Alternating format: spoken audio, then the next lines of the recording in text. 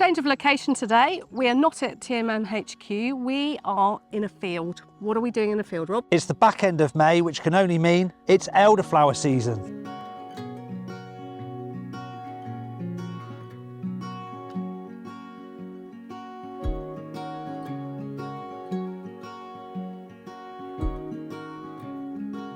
So this is also the same hedgerow we were picking wet hops from in September last year to make our beer. This is massively productive, this hedgerow, for brewing right throughout the year. In fact, we've got nettles, we've got elderflowers, we've got blackberries.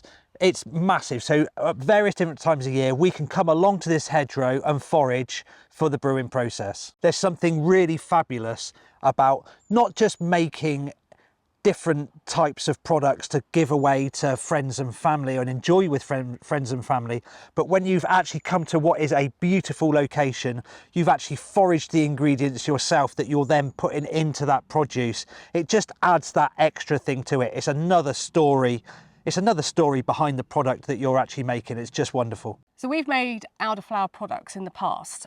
You're the one that's always done all the foraging. So what exactly are we looking for? Okay, so we want fronds of white flowers. Okay. We're right at the very, very start of the elderflower season at the moment. So there's more fronds that are out of flower than they are in flower right at this moment. But for the purpose of making the video, we wanted to do it right at the start of the elderflower season. So actually, once I've found a bush that has the evidence of lots of elderflower on, which this one is absolutely abundant with, I can just keep coming back week after week because it's going to keep producing and make quite a few batches of elderflower cordial. Exactly that. And it's the same thing with any type of foraging, that you only want to take what you're actually going to use, because actually us taking this fronds of flowers here means that it's not going to produce the berries, and actually we want to come back and also we want to come back and get the berries from this tree later on, because we can make further ingredients from those as well. Okay, I've got a pair of scissors. How are we going to go about cutting the heads off? Okay, this is all about elderflower,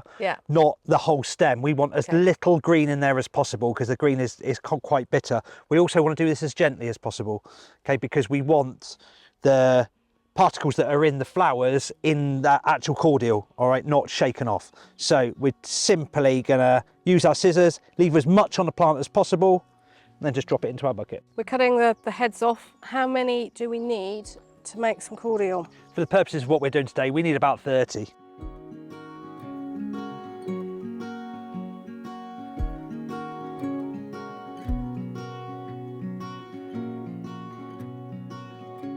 We're back at Malt HQ and we've got our foraged elderflower. We're going to make cordial. Why are we making cordial? Well, because firstly, the kids absolutely love it. And secondly, we don't want to drink an alcoholic drink every night, and it's a nice kind of adult drink to have as a replacement.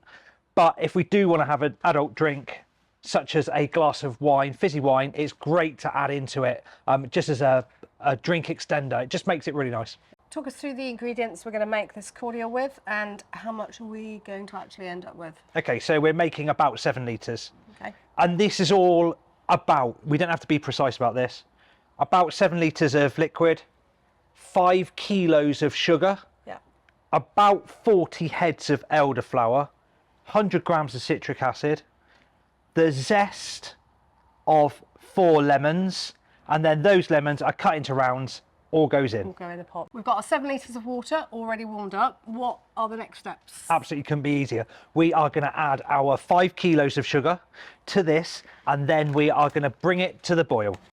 So that's our 5 kilos of sugar into our liquid. We're now going to bring it to the boil. Yeah.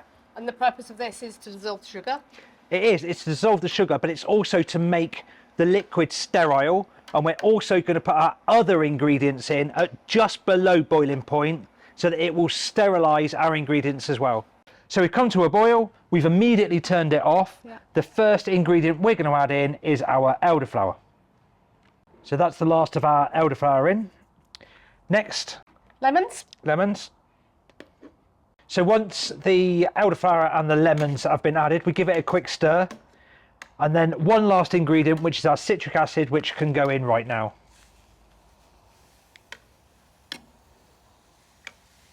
So the first part of this is actually now complete. All we need to do is now place the lid on and leave it to infuse for 24 hours. It's been 24 hours since we made our cordial. What's the next steps? Okay, we want a nice clear cordial, which means separating the bits out from the actual cordial itself. So we're going to put it through a straining bag. If you haven't got a straining bag at home, a colander with a nice clean tea towel will do just as good a job, or you might have some muslin that you can strain it through, or even a sieve. Anything that will make it so that you end up with a clear syrup at the end of it, that's what we're after. Once we've done that, we on to the bottling stage, yeah? Indeed, let's get straining. We're going to use wine bottles today. What other options have we got if we haven't got any? Yeah, we're using wine bottles because they're dead easy. Yeah. Just with pushing corks. But actually, we can use any type of recycled glass bottle or indeed plastic screw top bottles. It doesn't really matter. The wine bottles are really nice because if you're giving them away to friends or family, it's a really presentable way of doing that. The one thing to note about the bottling process is, obviously we're dealing with a finished product here. We have to be careful that the bottles are sterilised. There's loads of information on the internet about how to sterilise glass bottles, and it's basically following the same as you would do making jam. If you're using plastic bottles, you have to sterilise them chemically. Now we sell no rinse sanitizer for that, and that's a dead easy process to use. So we've actually sterilised our bottles that we're using right now with a no rinse sanitizer. So as we've bottled this, how long is it going to last for? Okay, we've got some natural preservatives in here, being the lemons and the citric acid. So it's about 6 weeks kept in the fridge. Yeah. If you want to keep it for longer than that, my advice would be to package it in plastic and then keep it in the freezer. So it really is that easy to make an elderflower cordial. And now we've got a good few litres to use over the next couple of weeks. Yeah, it's 24 hours from picking to drinking. What else can we do with it? So we're just drinking this with water, but actually we could be adding this into sparkling wine, or actually it can be added at the final parts of fermentation when you're making a beer, just for that real subtle extra. We hope this has inspired you to get out into the hedgerows and forage for your own elderflower and make your own cordial.